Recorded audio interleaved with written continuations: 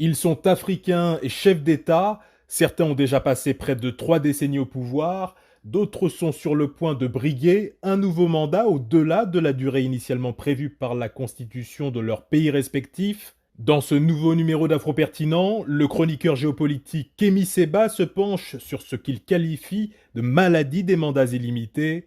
Décryptage et analyse dans cette émission.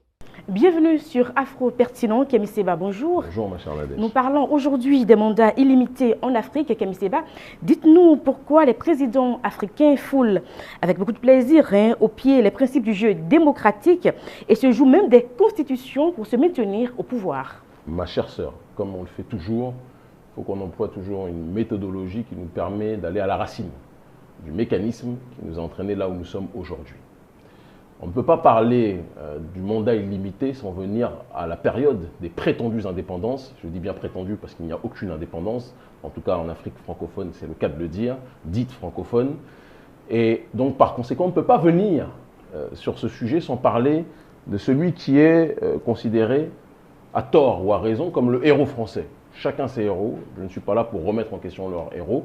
De Gaulle, qui était donc un militaire qui, à un moment donné, s'est réfugié en Angleterre pendant la guerre, a lancé un appel à ce qu'il a appelé la France libre et à ses colonies.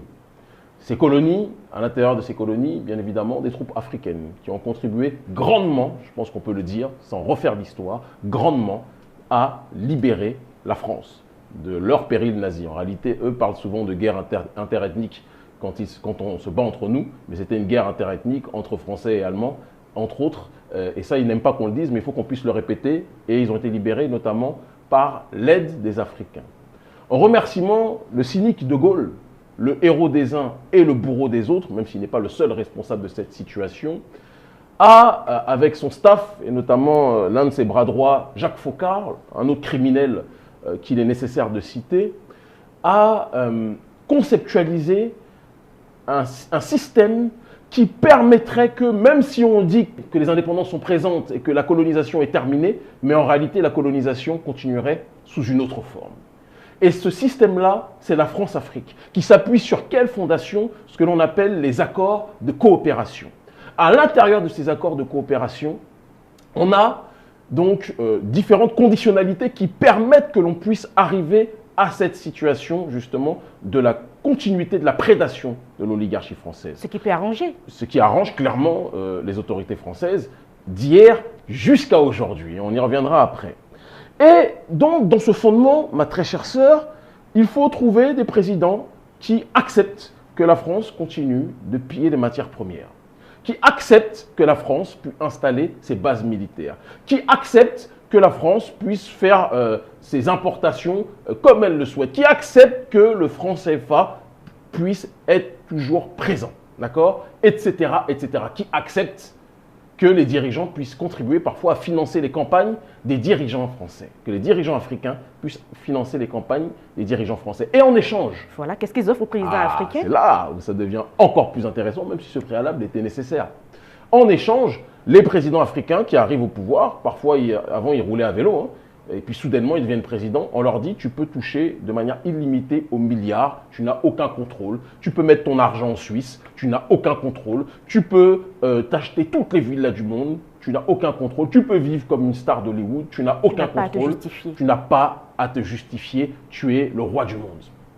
Et vous dites ça à quelqu'un qui avant était dans une situation délétère, qui n'a aucune dignité, qui n'a aucun principe, qui n'a aucune perspective politique et historique, eh bien ce quelqu'un, s'il n'a pas de principe, à la Lumumba, d'accord, à la Sankara, d'accord, à la Oubniobe, d'accord, etc., ou à la Kodjo Tovalu Wenu, eh bien ce quelqu'un, même si Wenu n'était pas président, mais c'était un grand homme, c'est le cas de le dire, eh bien on arrive à une situation, où à la Sékou Touré, ou à la Modibo Keïta, on arrive à une situation où la personne accepte ces accords de coopération-là.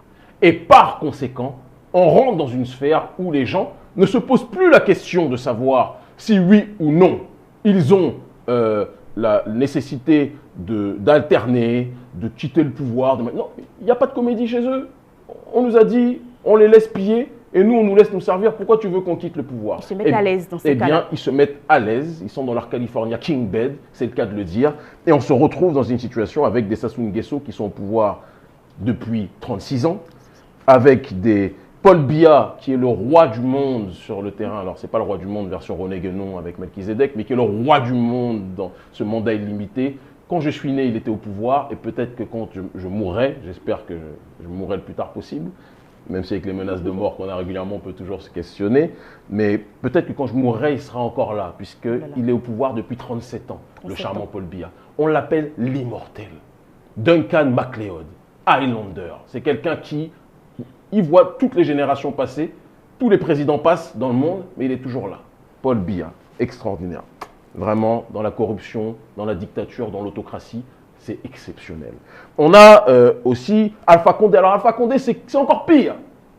Parce que notre cher Alpha Condé s'est présenté pendant des années comme un opposant à l'impérialisme, ou du moins en tout cas à la dictature. Parce qu'à l'impérialisme, monsieur était coopté par Mendes France, d'accord, Pierre Mendes France. Monsieur était un proche de Bernard Kouchner en France, d'accord. C'est quelqu'un qui, bien qu'étant membre de la FEANF, a quand même été très proche des réseaux néolibéraux qui étaient en poste en Occident. Et donc, celui qui voulait creuser de manière historique était capable, et de manière géostratégique, était quand même capable, c'est toujours facile de dire ça a posteriori, mais de sentir que ce type-là n'était pas forcément l'individu qui nous a fait croire qu'il était durant sa période d'opposition.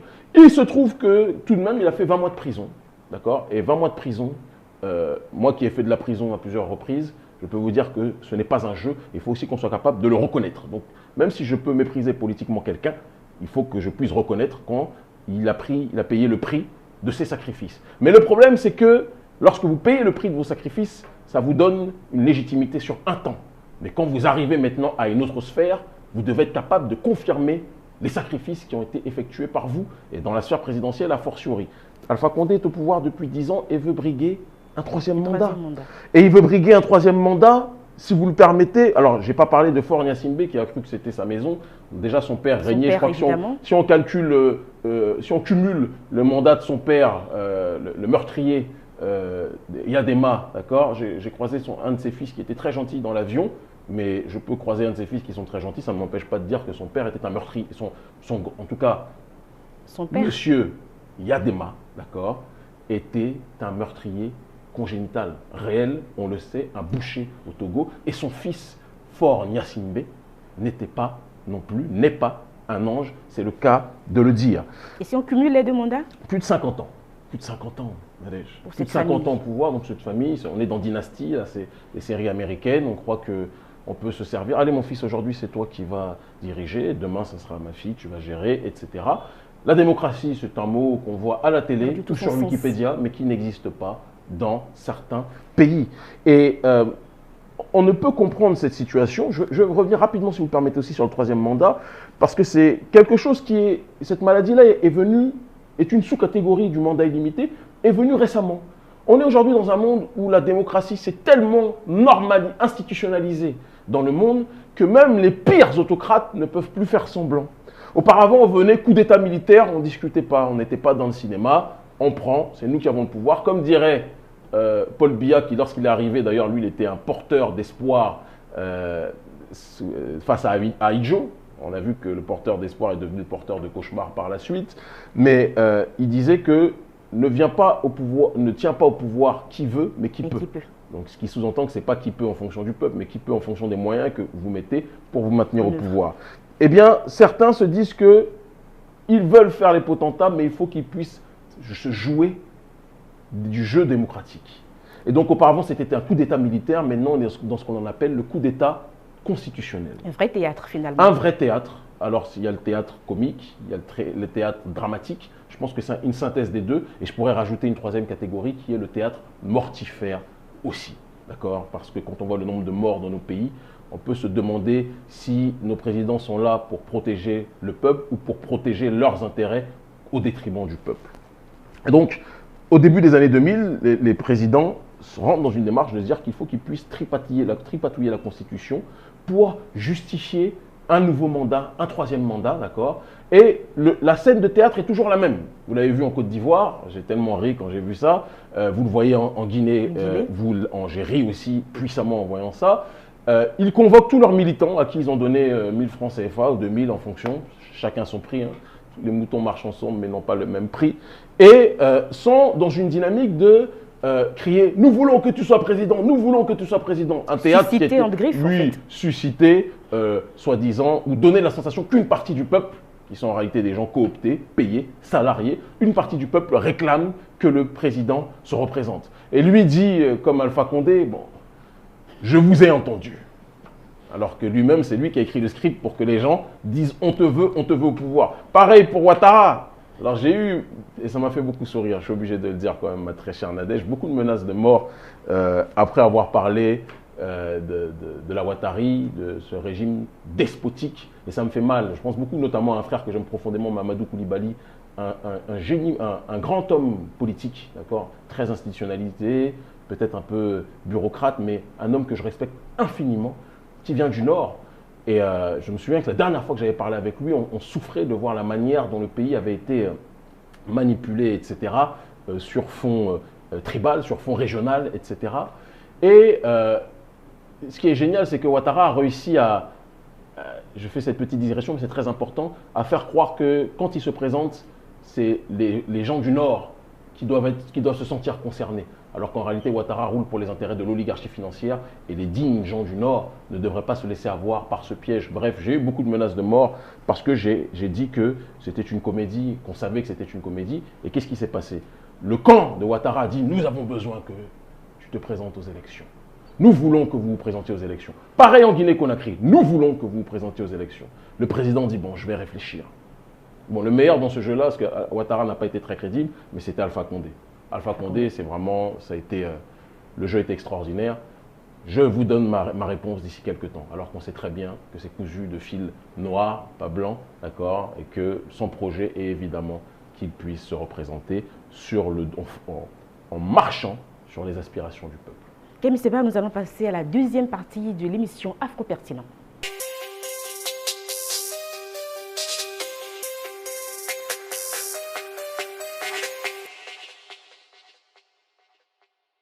Dans cette deuxième partie de l'émission Afro-Pertinent, nous parlons des constitutions africaines, Kémy Séba, des constitutions qui sont rapidement tripatouillées, amendées. On ne sait pas par quelle alchimie les dirigeants touchent facilement la constitution. Oui, j'ai l'impression parfois que les dirigeants pensent que nos constitutions, c'est comme du manioc, on peut le pétrir comme on veut et en faire le plat que l'on veut. Il y a cette volonté de présenter au niveau international le fait qu'ils veulent se maintenir au pouvoir, non pas pour eux, mais pour réformer, structurer nos pays. Une vraie manipulation, allez-y. Oui, tout à fait. Et il y a aussi l'élément qui est de dire que pour rassurer les gens, ils ne rassurent personne, mais il faut qu'ils se donnent bonne conscience, ils vont, dans cette nouvelle constitution, dans ce tripatouillage constitutionnel, ils limiteront cette fois-ci le mandat aller à deux fois, de telle sorte que de la manière dont ils se représentent, on se dit, bon, ils trichent une dernière fois, mais après, ça sera terminé. Or, quand vous acceptez ça une fois, vous l'acceptez toujours en réalité. Il faut quand même préciser que quand on parle de maladies africaines, parce que souvent on parle de mandat illimité, on dit que c'est une maladie africaine, en Biélorussie notamment, il y a Loukachenko, autocrate biélorusse qui est là depuis très longtemps et qui n'a pas eu besoin, je ne pense pas que quand on voit sa tronche, on a l'impression qu'il soit africain en tant que tel. Vladimir Poutine qui se présente comme le chevalier du souverainisme, parce que je connais très bien la Russie, hein, tout comme je suis proche de Cuba, je suis proche de différents pays, etc. Je peux politiquement avoir des objectifs communs face à des adversaires politiques communs. Mais je suis un Africain libre. Et l'Africain libre que je suis vous dit que Vladimir Poutine, qui se présente comme le chevalier de la souveraineté partout dans le monde, ne respecte pas la souveraineté de son propre peuple, sauf que lui est quand même un petit peu plus intelligent. C'est-à-dire que quand il veut se maintenir au pouvoir, il va blaguer tout le monde. Il va dire qu'un jour, je suis Premier ministre. Il va mettre son pontin président. Et après, nouveau mandat, il se représente, etc. etc. En réalité, il est le tsar. Mais la différence entre un Vladimir Poutine, qui, je le dis et je le répète, ne respecte pas les aspirations de tout le peuple, même s'il donne de la fierté à beaucoup de Russes, parce qu'à l'échelle internationale, il fait en sorte que la Russie existe. Le problème, c'est que dans nos pays, les gens se maintiennent au pouvoir, quitte à tuer s'il le faut, mais ne font rien pour le développement de nos pays à l'intérieur et pour que nos pays puissent avoir une essence à l'échelle internationale. On entend parler de nos pays pour les meurtres des opposants, on entend parler de nos pays, en tout cas de la classe politique de nos pays, pour des raisons qui ne sont pas les raisons honorables, comme ça pourrait être le cas d'un Poutine qui est loin d'être un démocrate. C'est le cas de le dire. Donc il y a une sophistication, en tout cas dans la justification pour se présenter, mais il n'en demeure pas moins que malgré cette sophistication, personne n'est dupé par les propos qu'ils avancent pour se justifier.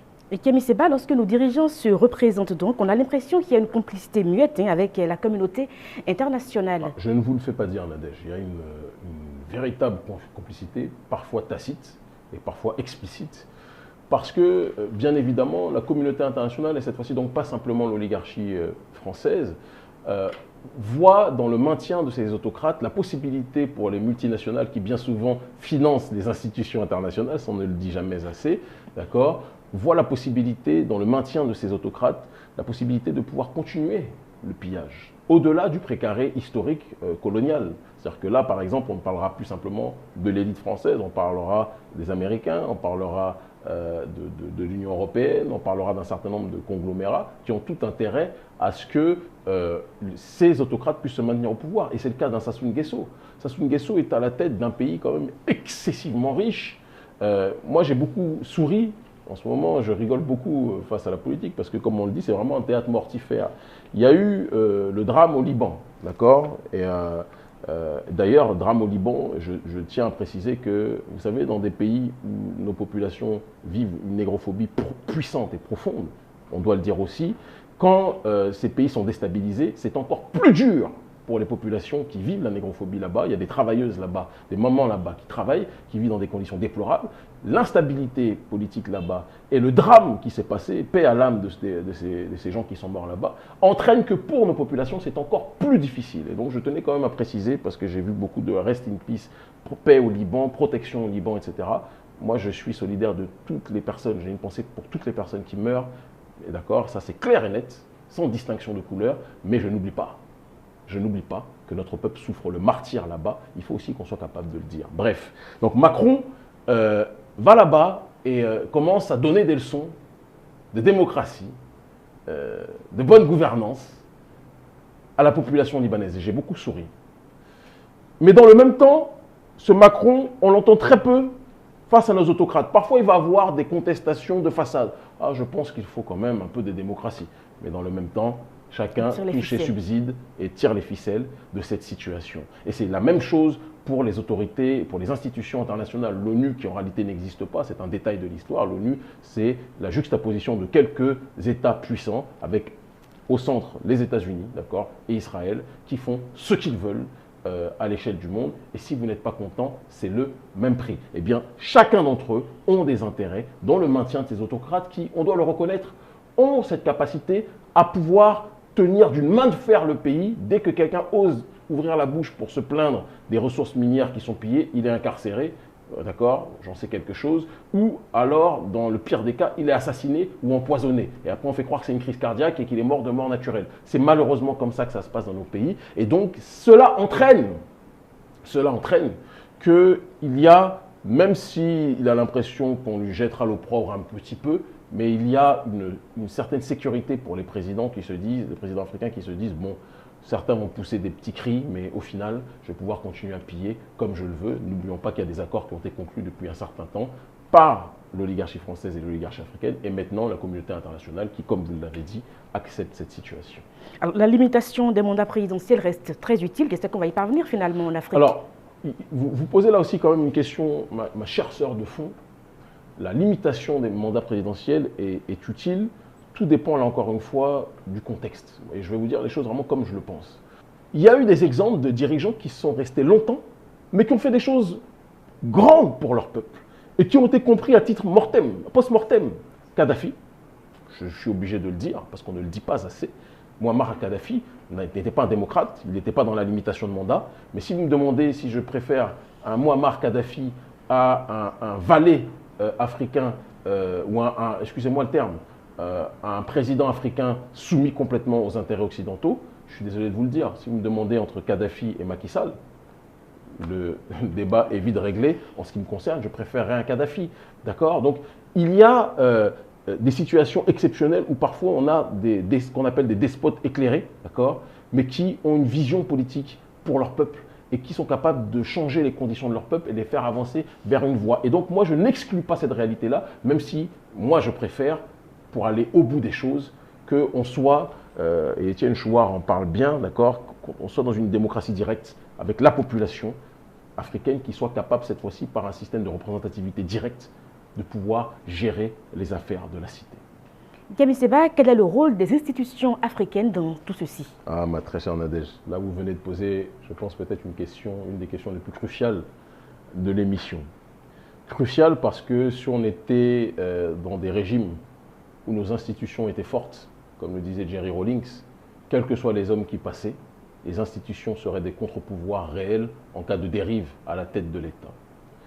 Il se trouve qu'on est aujourd'hui, et je vais commencer par les institutions nationales, puis ensuite dans les institutions continentales, avec l'Union africaine. C'est normal. Quand on parle des institutions nationales, on doit préciser qu'aujourd'hui, le Conseil constitutionnel, quand un autocrate arrive au pouvoir, il se débrouille pour que les membres qui dirigent le Conseil constitutionnel soient, dans leur immense majorité, des gens de son camp.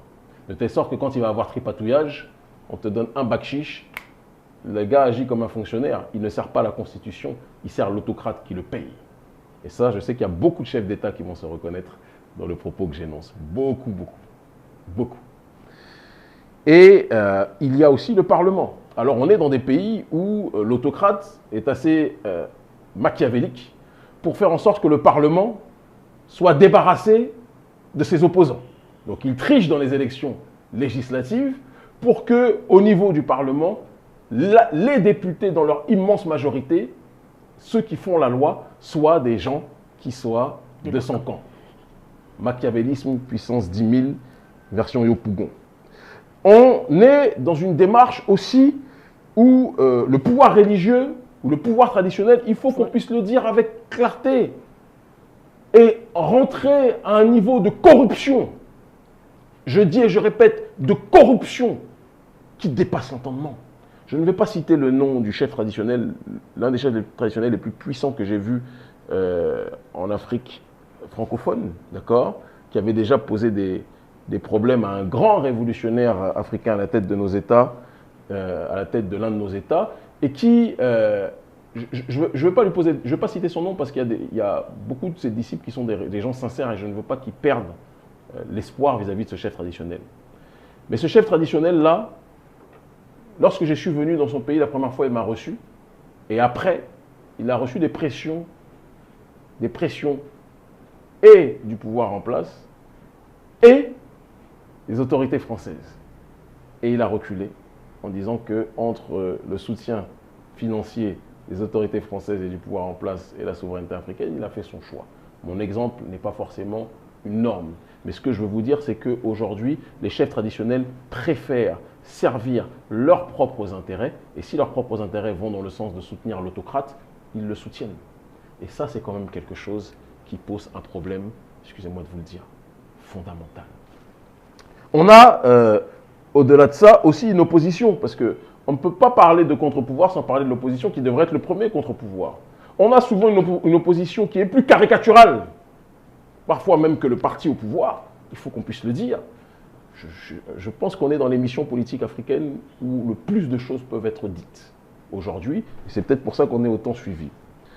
Il y a parfois des gens de l'opposition qui sont en réalité des gens du camp de l'autocrate, qui sont payés pour faire croire qu'ils sont de l'opposition et pour servir en réalité les intérêts du dictateur en place. Je n'ai pas besoin d'être dans l'ad hominem, on peut trouver pléthore de noms qui vont dans ce sens.